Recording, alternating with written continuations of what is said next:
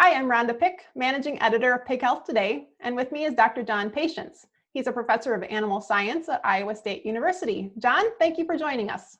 Well, thanks, Rhonda, for inviting me to be here today. When pork producers, nutritionists, and veterinarians talk about essential nutrients in a pig's diet, water doesn't really get all that much attention. Why is that? Yeah, that's a really good question, and I've been thinking about that kind of question literally for about 35 years. And I think I finally have the answer, and that is that it's not that we don't understand or appreciate the importance of water, but water is relatively abundant. It's inexpensive in most locations, and it's convenient to provide to the pig. And so when a pork producer has so many things to do, why are you going to pay attention to something that doesn't cost anything or doesn't cost very much? You make sure the nipple drinker is working, or the dish drinker, or the wet dry feeder is working, and away you go. Why would you think more about it? However, as we move forward, we're going to see, many people are saying this, it's not just me, that we are going to see increasing conflict for limited water resources between urban populations, industrial users, and agriculture. And so I think now is the time for us to be thinking about how we can use water most efficiently and most effectively, because it isn't always going to be abundant and it isn't always going to be inexpensive. Can you review a few of the core essential functions of water in the body? Yes, and I'll just start out by saying it's difficult to think of very many functions in the body that don't involve water one way or the other. So just as an example, many of the chemical reactions that go on in our body as part of metabolism either release water as that chemical reaction progresses, or it consumes water. And so, in fact, water generated by metabolism represents somewhere in the range of about 10 to 15% of the water that a grow-finished pig consumes every day. And we don't see that. That's just part of chemistry of the body. But you know, we all know that we have to maintain our bodies at a relatively narrow temperature. Otherwise, when we get fever, that's not good. And if the fever goes too high, then that's fatal. And so maintaining constant temperature is important, and water plays a huge role in that. Water plays a role in what we call acid-base balance. What I mean by that is the normal metabolism. When we eat food and we break that food down and use it for generating energy that we can use for our day-to-day activities, or that we store, that generates a lot of acid. And you think of acid, you know, vinegar is a weak acid. And if too much acid accumulates in our body, that can be very serious, and it certainly can be fatal.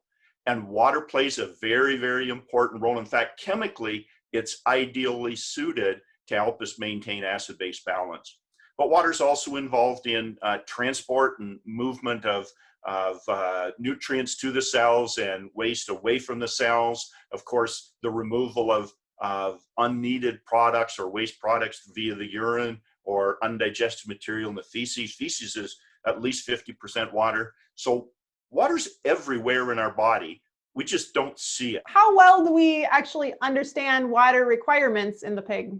We don't understand it very well at all.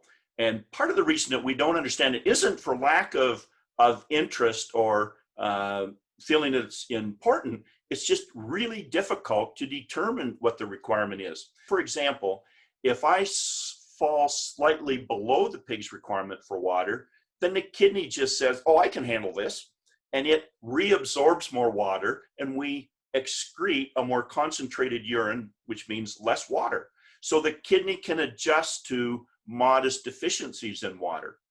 On the other hand, they may drink more water than they need. And the other thing is makes it very difficult to measure is the pig wastes a lot of water with a lot of water delivery systems. For example, if we take just a standard nipple drinker that's attached to the penning, that nipple drinker is probably going to waste at least 30% of the water that flows through it. And a finishing pig will consume about 2.3 times as much water as it consumes in feed. Now, the composition of that diet can increase the water that pig needs. If it's high in salt, for example, if it's high in protein even, because the breakdown of protein creates waste products that have to be removed from the body, so that increases the need for water. If it's high temperature, the pig will drink more water, obviously, to maintain its body temperature. So John, if we look specifically at wean pigs, why is the factor of flow rate with water important to consider? Yeah, that's a good question, Rhonda. And the reason is that if the flow rate from the nipple drinker is too low, too slow, then that will impair feed intake. And obviously in a newly weaned pig, we don't want to do anything that impairs feed intake. So we want to make sure the nipple drinker flow rate is sufficient that pig will relatively easily access the amount of water that it requires, because there's this relationship between water intake and feed intake. But the corollary is not true, and that if we increase water intake, we're going to increase feed intake. Once the pig has reached its requirement for water, doing things to get it to drink more water is not going to get that pig to eat more feed. If it's not drinking enough water and you increase water intake, yes, you will increase feed intake. But beyond its requirement, that's not going to happen. One of the things we've seen in every single experiment that we've done where we've measured water intake on a daily basis in the newly weaned pig is that for the first 3 or 4 days after weaning, water intake is high on average for across all of the pigs, and then it actually goes down for 3 or 4 days, and then it starts to rise in concert with feed intake. And we're very puzzled by that.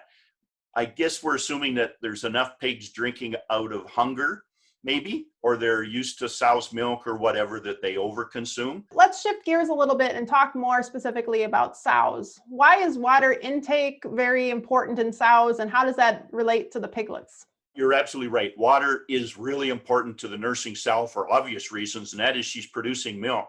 And about 85% of milk is water.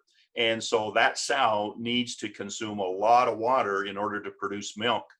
And so if you think as a thumb rule, somewhere between 40 and 50% of the water that the sow consumes will appear in her milk. So that's really, really important. And we also know that it takes about 4 parts of milk per 1 part of growth in the nursing piglet.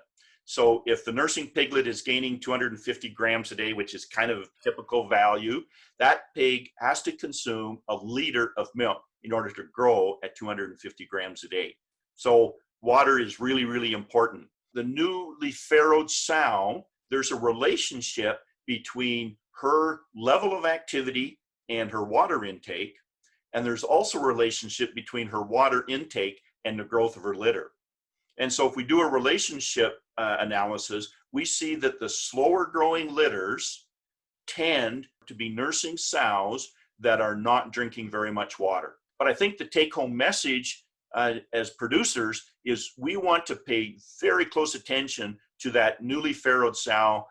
This relationship in the first 3 days after farrowing is very, very strong.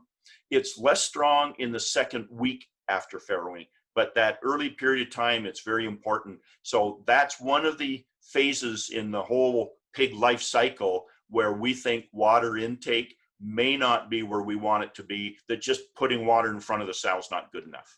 So we've been talking a lot about water quantity, but that's really only half the equation. Water quality is equally important. What specifically have you been looking at from a research perspective related to water quality? Yes, there's a number of aspects of water quality, Rhonda. One of them, say first, when we think of water quality, we think of the effect that it has on the pig. We need to also think about the effect that it has on the water delivery system. And we need to think about that a lot more, because water becomes no longer abundant and convenient if our water delivery system is gummed up with gunk. So we need to make sure that the water flow rate to the pigs is staying at the level that we want it to be. And so we should be measuring this at least on an annual basis in our barns, just measuring a few nipple drinkers to make sure that if we're aiming for half a liter per minute, then that's exactly what we should be doing, or 2 cups per minute. I know most producers don't do this, but I believe that we should be chlorinating our water just to be on the safe side. We chlorinate water for humans. Now, of course, there's really good reasons for that, but chlorinating water for pigs, I think, has great merit, and it will help to slow down at least the accumulation of biofilm. We should be chlorinating or using some disinfectant to try to remove biofilm from the water delivery system.